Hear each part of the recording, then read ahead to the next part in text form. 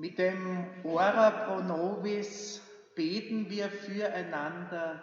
Darf ich euch alle ganz, ganz herzlich zur 13er Wallfahrt im Februar hier in Maria Rhein willkommen heißen. Ein ganz besonderer Gruß gilt unserem heutigen Festprediger, Pfarrer Johannes Staudacher. Er ist vielen in diesem Land vertraut, vor allem für seine berührenden Zugänge in der Trauerbegleitung. Mit ihm darf ich auch ganz, ganz herzlich begrüßen den Dorfgemeinschaftschor Kleinach. Ich freue mich und ich danke euch für euer kurzfristiges Einsteigen und Aushelfen. Ihr habt erst am Samstag von mir erfahren und ich bin euch sehr, sehr dankbar für eure Zusage. Ganz, ganz herzlich begrüßen darf ich auch mitten unter den Pilgern den Dächernd Martin Edlinger, der gleichzeitig auch Pfarrer in Bad St. Leonhard im Lavandtal ist. Mit ihm gekommen sind auch einige Pilger aus dem Lavandtal. Herzlich willkommen auch in unserer Mitte. An der Orgel in vertrauter Weise unsere Hanna Taschler. Im heutigen Gottesdienst, da beten wir im Besonderen für die verstorbene Hannelore Winzek, für Julie Steiner, für die Lebenden und Verstorbenen der Familien Salcher, Zimmermann und Hanser. Während der Heiligen Messe besteht auch wieder die Gelegenheit, das Sakrament der Beichte zu empfangen. Pfarrer Michael Joham wartet hinten im Beichtstuhl auf Sie, um gemeinsam mit Ihnen dem barmherzigen Gott zu begegnen. Einen Gruß noch nach vor, auch einer unserer Priesterseminaristen aus unserer Mitte, Luca Fian, gebürtig aus dem Mölltal. So bitte ich dich, lieber Johannes, im Zeichen unseres Glaubens diesen Gottesdienst zu eröffnen. Im Namen des Vaters und des Sohnes und des Heiligen Geistes. Amen. Die Liebe Gottes, des Vaters, die Gnade unseres Herrn Jesus Christus und die Gemeinschaft des Heiligen Geistes sei mit euch.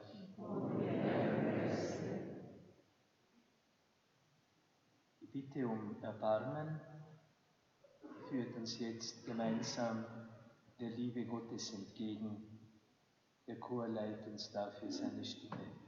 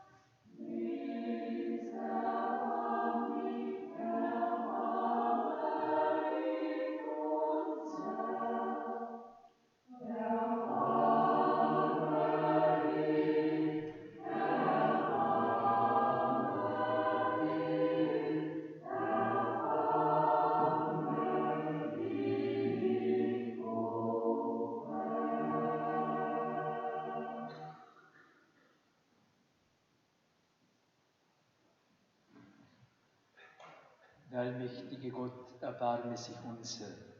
Er nehme von uns Sünde und Schuld und er führe uns zum ewigen Leben. Das Gebet, das jetzt folgt, ist wie eine Antwort auf das liebende Erbarmen Gottes. Ehre sei Gott in der Höhe und Friede auf Erden den Menschen seiner Gnade.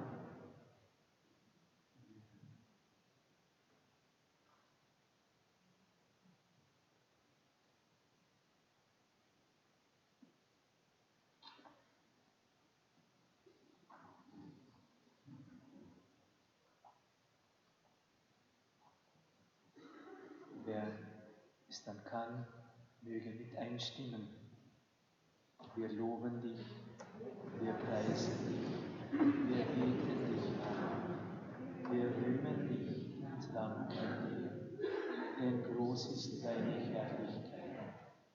Herr und Gott, König des Himmels, Gott und Vater, herrsche über das All. Herr, eingeborener Sohn, Jesus Christus, Herr und Gott, Lamm Gottes, Sohn des Vaters, du nimmst hinweg die Sünde der Welt, erbarme dich unser. Du nimmst hinweg die Sünde der Welt, nimm an unser Gebet. Du sitzest zur Rechten des Vaters, erbarme dich unser. Denn du allein bist der Heilige, du allein der Herr, du allein der Höchste, Jesus Christus, mit dem Heiligen Geist, zur Ehre Gottes des Vaters. Amen. Der Chor führt dieses Gloria-Gebet mit einem Lied fort.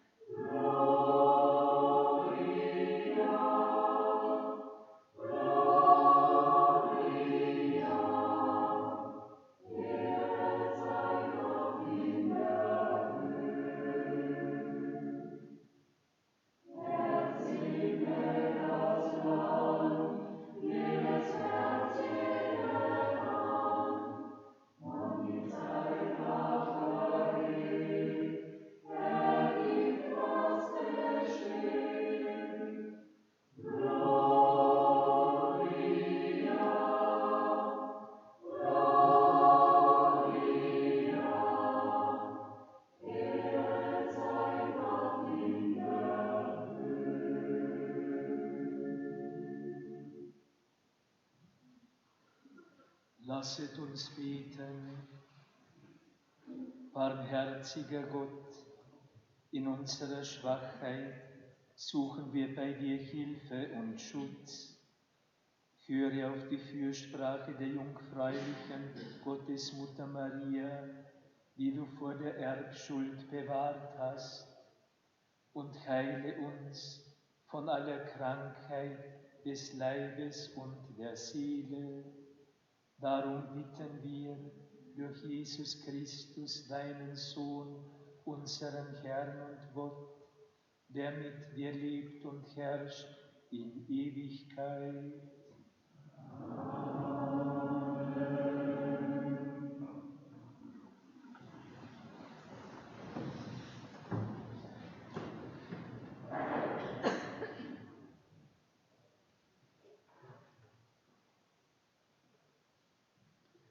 Lesung aus dem Buch Jesaja.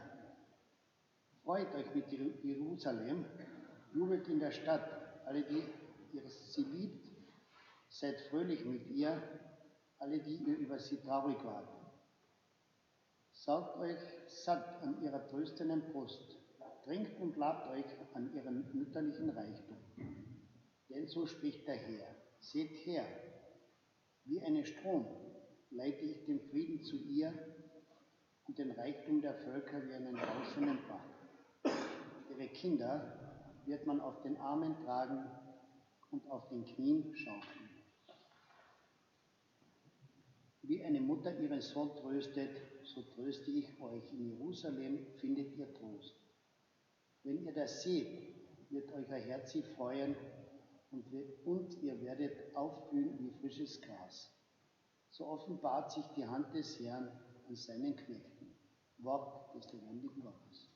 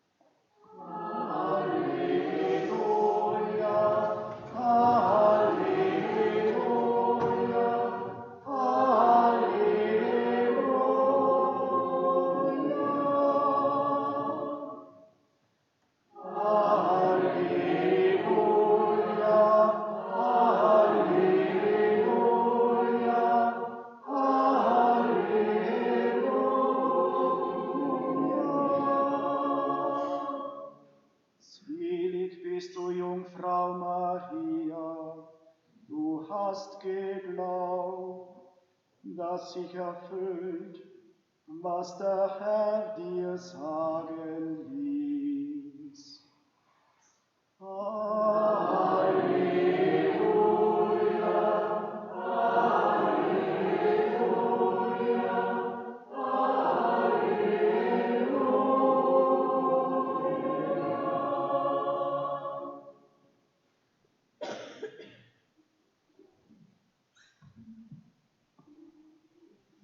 Der Herr sei mit euch.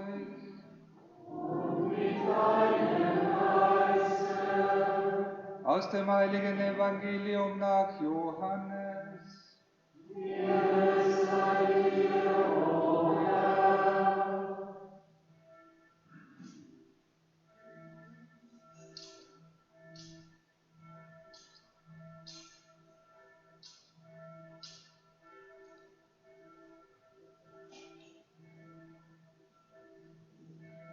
In jener Zeit fand in Kana in Galiläa eine Hochzeit statt und die Mutter Jesu war dabei.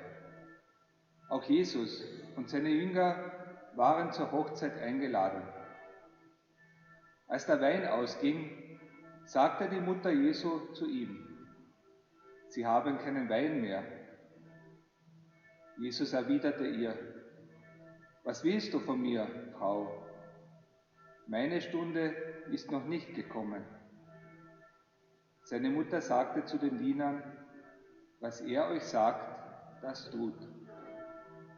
Es standen dort 6 steinerne Wasserkrüge, wie es der Reinigungsvorschrift der Juden entsprach. Jeder fasste ungefähr 100 Liter. Jesus sagte zu den Dienern: Füllt die Krüge mit Wasser. Und sie füllten sie bis zum Rand. Er sagte zu ihnen: Schöpft jetzt und bringt es dem, der für das Festmahl verantwortlich ist. Sie brachten es ihm. Er kostete das Wasser, das zu Wein geworden war. Er wusste nicht, woher der Wein kam. Die Diener aber, die das Wasser geschöpft hatten, wussten es. Da ließ er den Bräutigam rufen und sagte zu ihm: Jeder setzt zuerst den guten Wein vor, und erst, wenn die Gäste zu viel getrunken haben, den weniger guten. Du jedoch hast den guten Wein bis jetzt zurückgehalten. So tat Jesus sein erstes Zeichen in Kana in Galiläa und offenbarte seine Herrlichkeit, und seine Jünger glaubten an ihn. O Botschaft unseres Herrn Jesus Christus. Lob sei dir, Christus.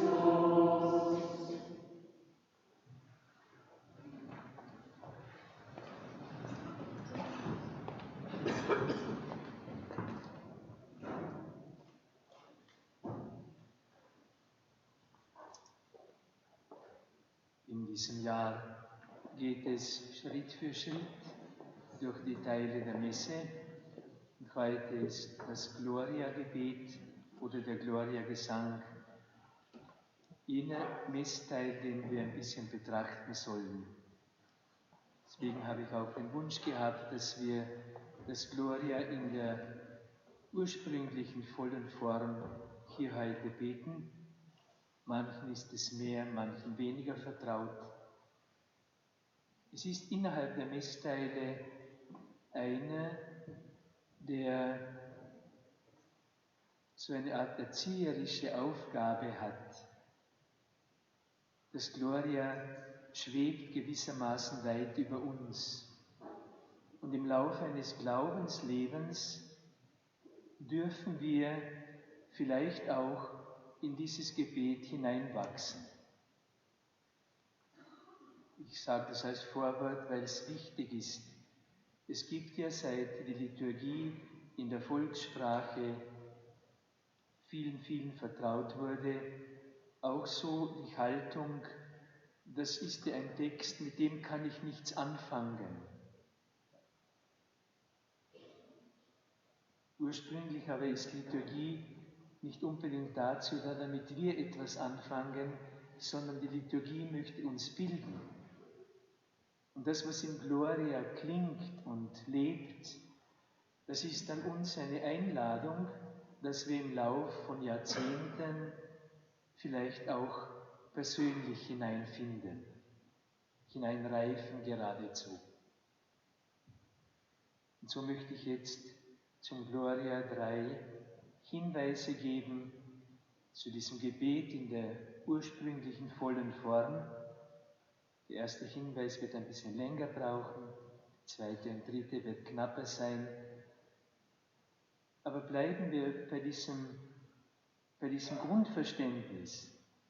Liturgie ist nicht da, dass sie jedem, der hereinkommt, zu jeder Zeit verständlich ist. Liturgie hat als eine Aufgabe auch, die, die in sie eintreten, zu formen, zu erziehen. Und das Gloria ist ein sehr hohes Ziel. Ein erster Blick, da ist im Teil 1 dieses dreimalige: Wir loben dich, wir preisen dich, wir verherrlichen dich. Und dann wird der Grund angegeben, in der früheren Übersetzung, ob deiner großen Herrlichkeit. Das Gloria ist kein Lobgebet für bestimmte einzelne Dinge. Es ist gut, dass wir solche Loblieder haben, wo wir von der Schöpfung ausgehen. Und ich finde es schön, wenn wir bei einer Taufe eines Kindes das Wunder des Lebens besingen. Aber das Gloria führt uns an einen anderen Ort. Es führt uns eigentlich in die Schau der Herrlichkeit Gottes. Wir danken Gott an dieser Stelle nicht für dieses oder jenes, was wir haben erleben dürfen, für dieses oder jenes, was wir erfahren in dieser Schöpfung oder im Glauben. Wir danken Gott für seine Herrlichkeit. Können wir das? Ich habe dann an dieser Stelle an eine kleine Episode aus dem Leben des Pfarrers von Ars denken müssen.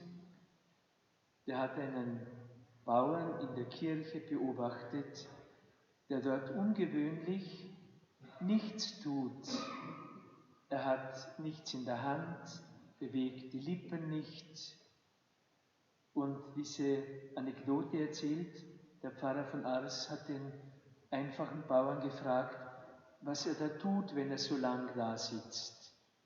Und seine Antwort war, ich schaue ihn an und er schaut mich an. Ich erzähle das jetzt, um zu sagen, man muss nicht semesterlang bestimmte Dinge studieren, um die Gnade zu haben, Gottes Herrlichkeit zu sehen. Auf irgendeinem Weg soll es uns allen im Lauf des Lebens geschenkt werden, sonst dürfte die Kirche das Gloria nicht als Teil der Messe nehmen, wenn es nicht irgendwann für uns zugänglich wäre. Vielleicht auch nach einem langen Glaubensweg, vielleicht durch Jahre unseres Gebetsweges, dass wir irgendwann merken, jetzt bin ich in diesem Gebet selber drin. Gott, ich danke dir ob deiner großen Herrlichkeit. Jetzt schaue ich innerlich auch etwas von der Schönheit Gottes. Wir haben für die heutige Messe die Texte gewählt vom 11. Februar, von vorgestern. Das ist keine Konkurrenz, obwohl es um Lourdes geht. Unsere liebe Frau von Lourdes ist am 11. Februar und für mich ist es ein persönlicher Feiertag, weil ich miterlebt habe, wie meine Eltern zweimal gemeinsam in Lourdes waren. Und nach dem zweiten Mal habe ich es zuerst mit einem Satz gehört. Meine Eltern waren, wenn es um wichtige Dinge geht, immer Menschen kurzer Sprache, nicht langen Redens. Und da kam der Satz, ja, das heute, diesmal beim zweiten Mal, das war ganz anders.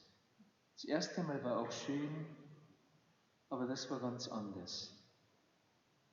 Und ich habe dann beobachtet, dass das ein Schritt war, dieser zweite Lourdes-Besuch, diese zweite Wallfahrt, in eine tiefere Weise des Gebets.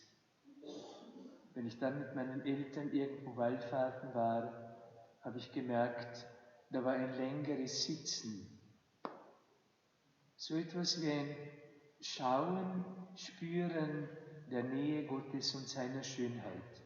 Muss das wohl gewesen sein? Warum erzähle ich das? Um euch zu sagen, das Gloria in seiner Größe ist nichts, was uns ein Leben lang fremd bleiben dürfte und sollte. Jeder Christ, der einen Gebets- und Glaubensweg geht, kann in diese Weise des Gebets hineinwachsen, in das Schauen der Schönheit Gottes. Wir rühmen dich ob deiner großen Herrlichkeit. Herrlichkeit versteht man nicht, Herrlichkeit schaut man.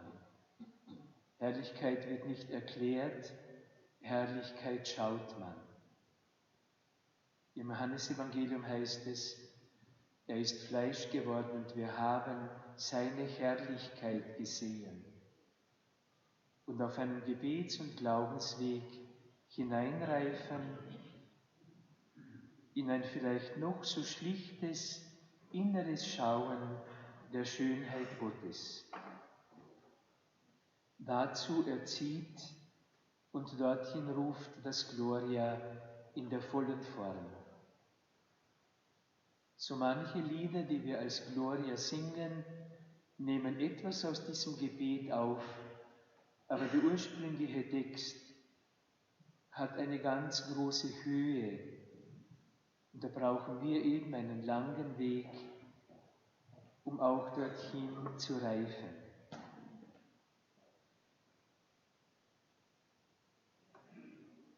Wenn wir uns in Zukunft bei einem Gebet der Messe sagen, das ist so weit weg, erinnern wir uns, vielleicht haben wir noch den Weg zu gehen, um dorthin zu wachsen. Das Gloria ist so ein Gebet.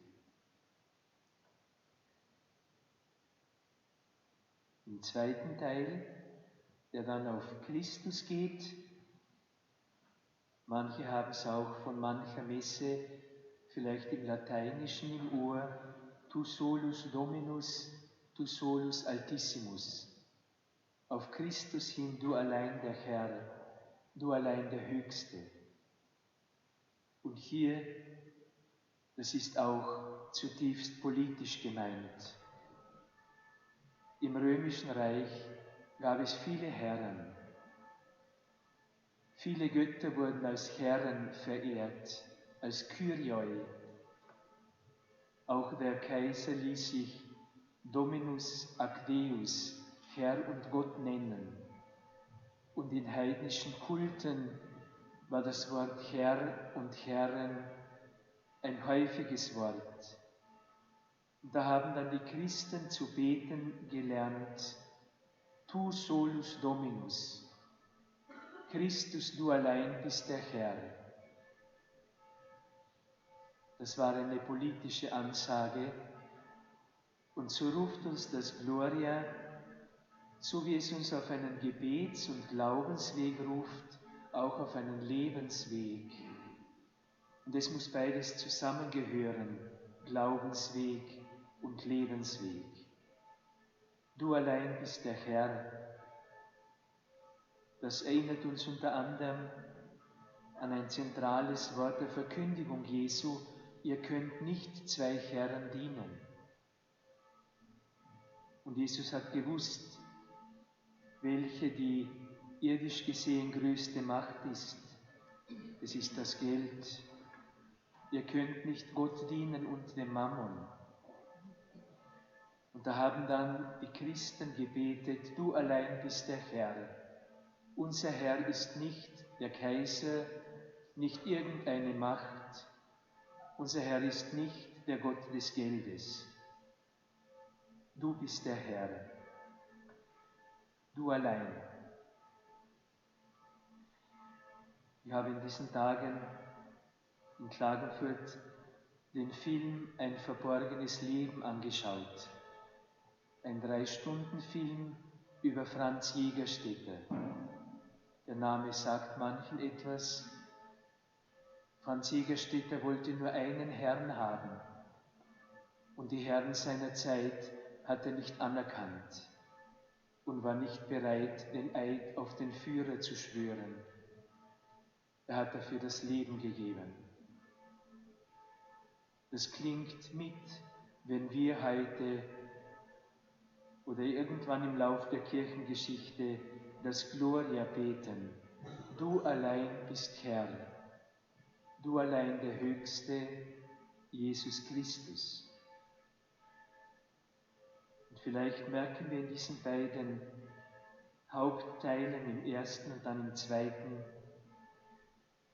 das Gloria ist eine Einladung, mit unserem ganzen Leben einen Weg des Gebetes und Glaubens zu gehen, aber auch als Christen den Lebensweg eines Christen zu gehen. Du allein bist der Herr ist ein zutiefst politisches Wort. Und es war immer neu die Entscheidung der Christen, nur einen Herrn zu haben, den Vater im Himmel und Christus.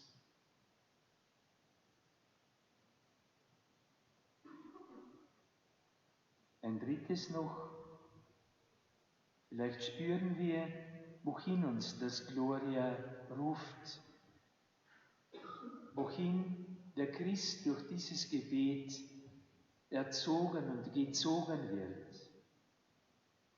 Und wenn jemand den Eindruck hat, das führt von der Welt weg, dann noch ein kleiner dritter Blick auf das Gloria, dass er nicht zufällig mit dem Gesang der Engel aus der heiligen Nacht beginnt.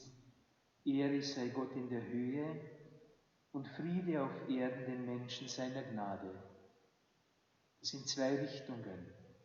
Ehre sei Gott in der Höhe, das ist der dankbare Blick auf die Schönheit Gottes, der sich dieser Welt erbarmt. Und dann heißt es, und Friede auf Erden den Menschen. Wer im Glauben reift, der wird, wenn es echt ist, auch in der Liebe zur Welt reifen. Dem wird es am Herzen liegen, dass Friede auf Erden den Menschen seiner Gnade geschenkt wird. Dass diese Welt das Erbarmen Gottes erfährt, das wird dem Christen nie egal sein. Solange es Leid gibt, Unrecht, Not, Krieg, solange wird der Christ im Gloria beten, Herr, erbarme dich unser. Lamm Gottes, erbarme dich unser. Nimm an unser Gebet.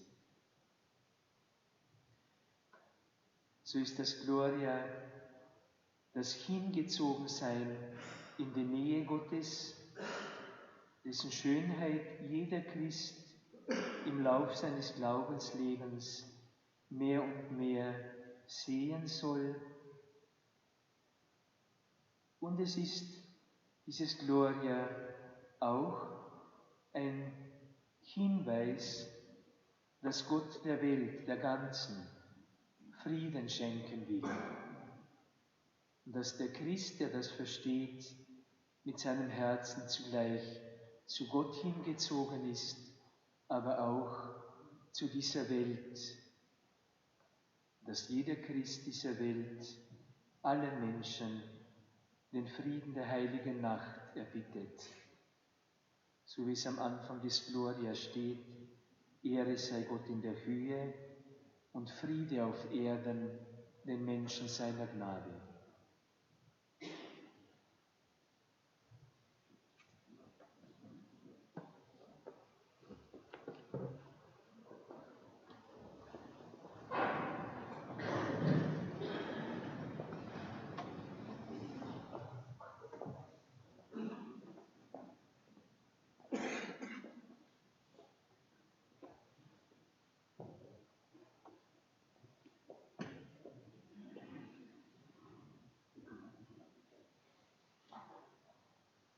Gott, allmächtiger Vater, dir hat es gefallen, uns die unbefleckt empfangene Jungfrau Maria zur Mutter zu geben. Wir tragen dir auf ihre Fürsprache unsere Bitten vor. Schenke uns ein reines Herz, damit du uns immer bereit findest, dich und deinen Willen aufzunehmen. Wir bitten dich, erhöre uns. Sende auf die Fürsprache Mariens deine himmlischen Legionen aus, damit sie die Macht des Bösen in der Welt besiegen. Wir bitten dich, erhöre uns. Begleite mit deiner Gnade die vielen Millionen Menschen, die durch Lourdes die unbefleckte Empfängnis lieben, verehren und anrufen gelernt haben. Wir bitten dich, erhöre uns. Lass uns auf die Fürsprache Mariens, der wunderbaren Mutter, immer mehr dem Bilde Christi gleichgestaltet werden. Wir bitten dich, erhöre uns. Für alle Christen, dass sie im Lauf ihres Lebensweges Gott näher kommen und dass ihr Herz für diese Welt immer mehr aufgeht.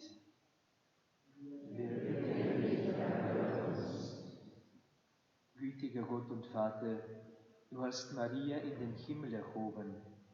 Lass uns einst mit ihr und mit allen Heiligen dich loben und deine Herrlichkeit schauen. Durch Christus unseren Herrn.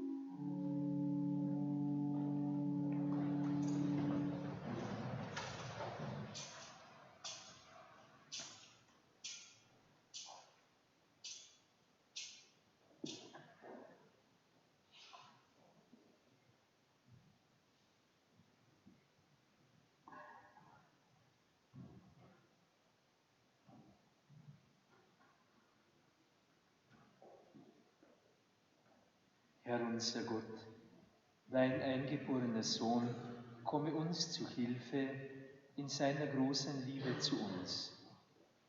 Seine Geburt hat die Jungfräulichkeit der Mutter nicht gemindert, sondern geheiligt. Durch seine Menschwerdung heilige auch uns. Nimm von uns alle Schuld und mache dir unsere Gabe wohlgefällig. Darum bitten wir durch Christus unseren Herrn.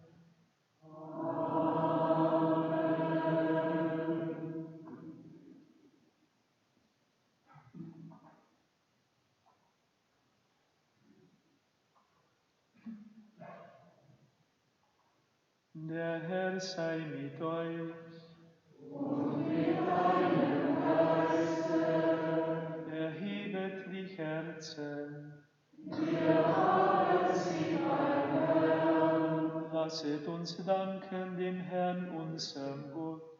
Das ist würdig und recht. In Wahrheit ist es würdig und recht, dir, Vater, für die Erwählung der seligen Jungfrau Maria zu danken und mit ihr das Werk deiner Gnade zu rühmen. Du hast an der ganzen Schöpfung Großes getan und allen Menschen Barmherzigkeit erwiesen. Denn du hast geschaut auf die Niedrigkeit deiner Magd und durch sie der Welt den Heiland geschenkt, deinen Sohn, unseren Herrn Jesus Christus. Durch ihn preisen wir jetzt und in Ewigkeit dein Erbarmen und singen mit den Chören der Engel das Lob deiner Herrlichkeit.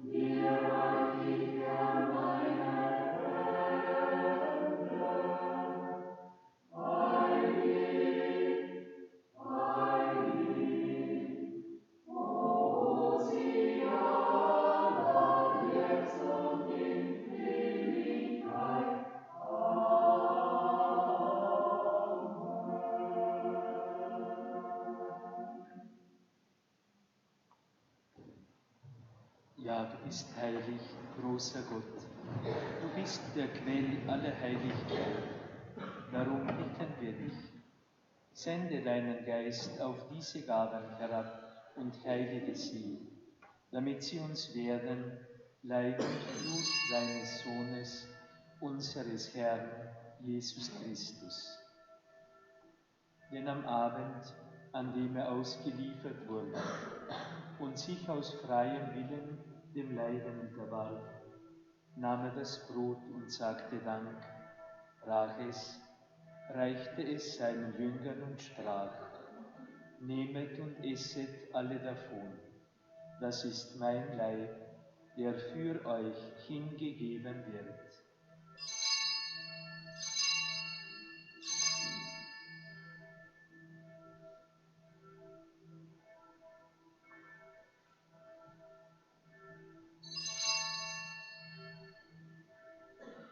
Ebenso nahm er nach dem Mahl den Kelch, dankte wiederum, reichte ihn seinen Jüngern und sprach: Nehmet und trinket alle daraus, das ist der Kelch des neuen und ewigen Bundes, mein Blut, das für euch und für alle vergossen wird, zur Vergebung der Sünden. Tut dies zu meinem Gedächtnis.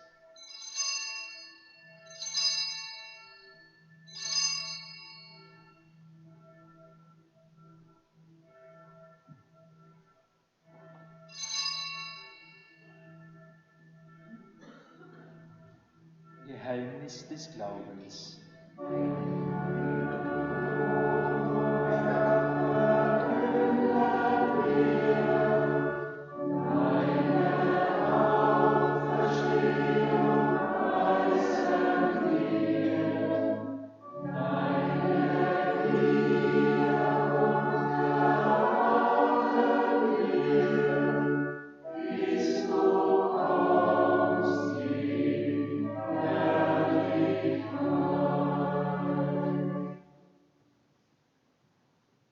Darum, gütiger Vater, feiern wir das Gedächtnis des Todes und der Auferstehung deines Sohnes und bringen dir so das Brot des Lebens und den Kelch des Heiles dar.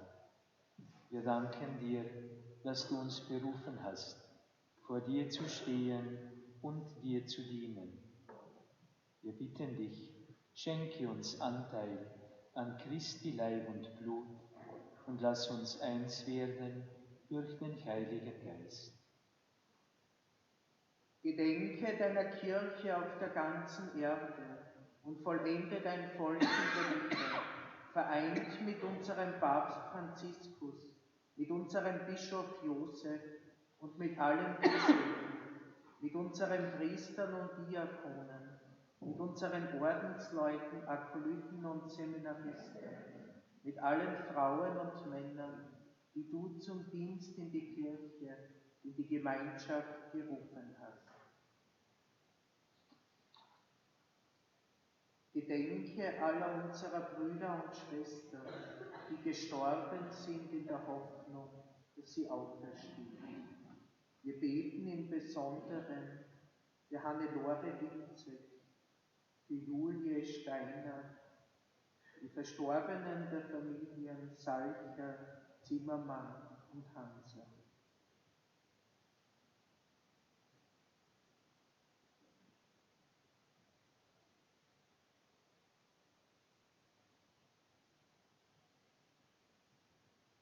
Nimm sie und alle, die in deiner Gnade aus dieser Welt geschieden sind, in dein Reich auf, wo sie dich schauen, von Angesicht zu Angesicht. Vater, erbarme dich über uns alle, damit uns das ewige Leben zuteil wird, der Gemeinschaft mit der seligen Jungfrau, Gottes Mutter Maria, dem heiligen Josef, mit deinen Aposteln, mit unseren Namenspatronen und mit allen, die bei dir Gnade gefunden haben, von Anbeginn der Welt, dass wir dich loben und preisen durch deinen Sohn Jesus Christus. Durch ihn und mit ihm und in ihm ist dir Gott allmächtiger Vater, in der Einheit des Heiligen Geistes, alle Herrlichkeit und Ehre, jetzt und in Ewigkeit.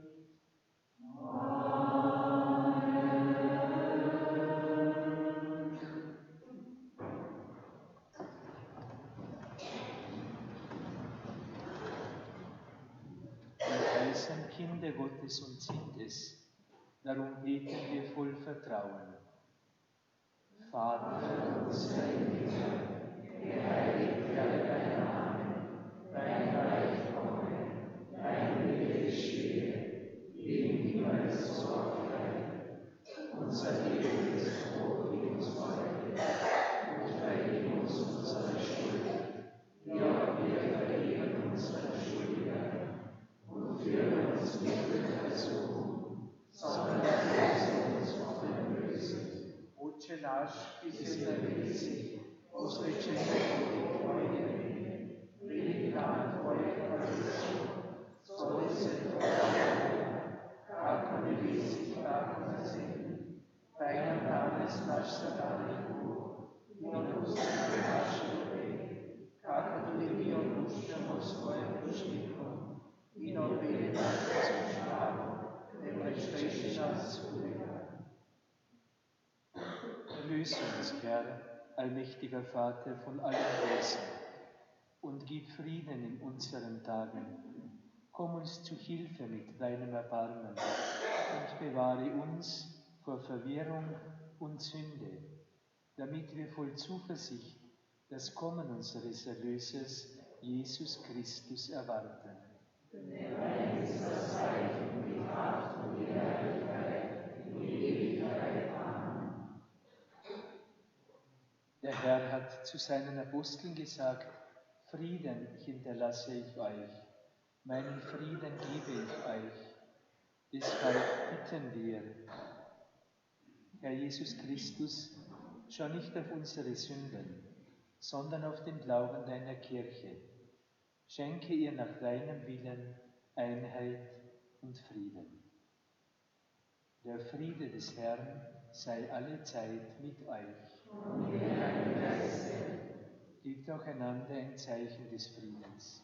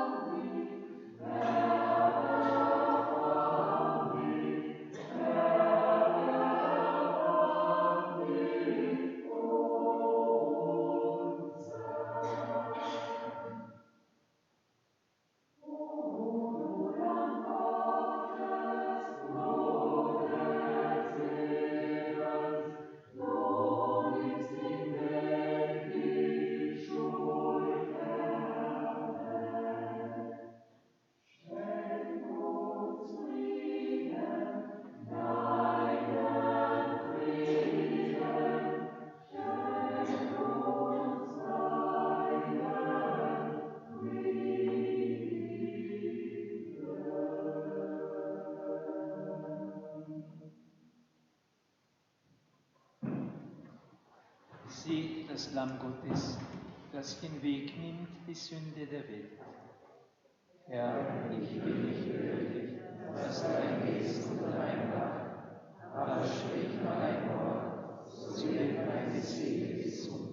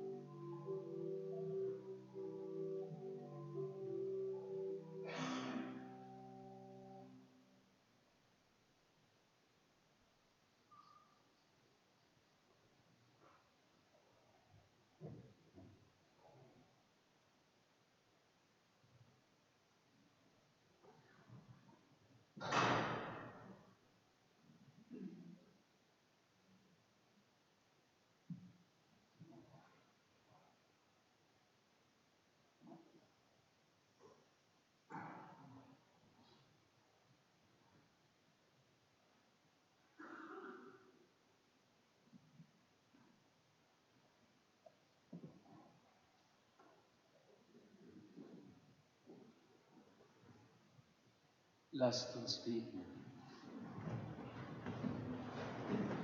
Gütiger Gott, beim Gedenken an die selige Jungfrau Maria haben wir das heilige Sakrament empfangen. Hilf uns, nach dem Beispiel ihres Glaubens und ihrer Liebe so zu leben, dass auch wir dem Werk der Erlösung dienen. Darum bitten wir durch Christus unseren Herrn.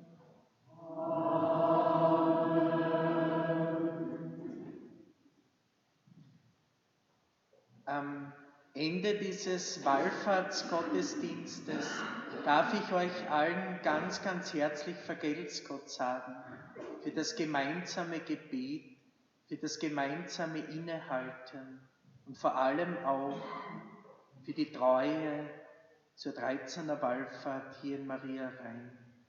Wir sind verteilt über das ganze Land gekommen und wir dürfen gestärkt wieder von hier weggehen und diese Kraft des gemeinsamen Gebetes hinaustragen in unsere Familien, in unsere Arbeitsplätze, an die Orte, dort wo wir leben und gestalten dürfen.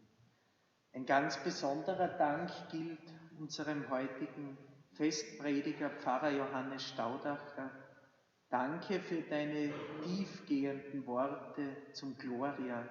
Ich denke, wenn wir künftig im Gottesdienst sitzen und beten und singen, dann werden wir gerade an dieser Stelle, besonders an den heutigen Tag, die heutige Predigt zurückdenken. Ich darf dir einen kleinen Gruß auch mitgeben, 2 Flaschen von unserem Wallfahrtswein hier in Maria Rhein. Es besteht dann auch die Möglichkeit, wie gewohnt, ihn draußen am 13er Standel auch zu erwerben, mit nach Hause zu nehmen. Ganz besonderer Dank auch dem Dorfgemeinschaftschor Kleinach. Ihr wart heute wieder mal meine Retter in der Not. Ich denke, mit euren Klängen, da dürfen wir auch musikalisch reich beschenkt nach Hause gehen. So darf ich am Ende einladen zur kommenden 13er Wallfahrt im März. Da wird zu Gast sein Hanse Rosenzopf, der Pfarrer von St. Primus am Lubeinersee. Und vor allem kennen wir ihn ja durch die Initiative Angola, wo er viele Spuren im Land hinterlässt. Und da wird er auch Jugendliche der Initiative Angola mithaben, 13. März. Thema die Heilige Messe und das Unterthema das Tagesgebet. Ich sehe hier vorne auch noch eine Einladung liegen zum 40-stündigen Gebet. Am Sonntag, dem 23. Februar, beginnen in der Domkirche in Klagenfurt und endet am Dienstag, den 25. Februar, um 18.15 Uhr dort mit der Heiligen Messe. Das heißt, wer in die Stadt kommt oder dort wohnt, vielleicht auch in der Domkirche innezuhalten beim 40-stündigen Gebet. Das Innehalten ja auch da in der Wallfahrtskirche möglich, besondererweise in der Anbetungskapelle. Abschließend darf ich noch einen Blick ganz weit nach vorlegen an den Vorabend von Allerheiligen. Am 31. Oktober wird hier zu Gast sein der Achtgesang mit der Legende vom 4. König. Da kann ich heute schon ganz, ganz herzlich einladen zu diesem großen Passionskonzert der Legende vom 4. König am Vorabend zu Allerheiligen hier in der Wallfahrtskirche. So wünsche ich euch viel Kraft für die kommende Zeit, dass ihr auch gut durch die Grippewelle kommt und das Husten dann in den Frühling hinein wieder ein neues Aufatmen auch übermünden darf. So bitte ich dich, lieber Johannes, um den Segen. Der Herr sei mit euch. Gott, der allmächtige Vater, segne euch durch den Erlöser der Welt, unseren Herrn Jesus Christus, den Sohn der jungfräulichen Mutter Maria. Sie hat den Urheber des Lebens geboren, ihre mütterliche Fürsprache erwirke euch Gottes Hilfe. Euch und allen, die heute ihr Gedächtnis begehen, schenke Gott die wahre Freude und den ewigen Lohn. So beschenke euch reich der allmächtige Gott, der Vater, der Sohn und der Heilige Geist. Geht hin in Frieden.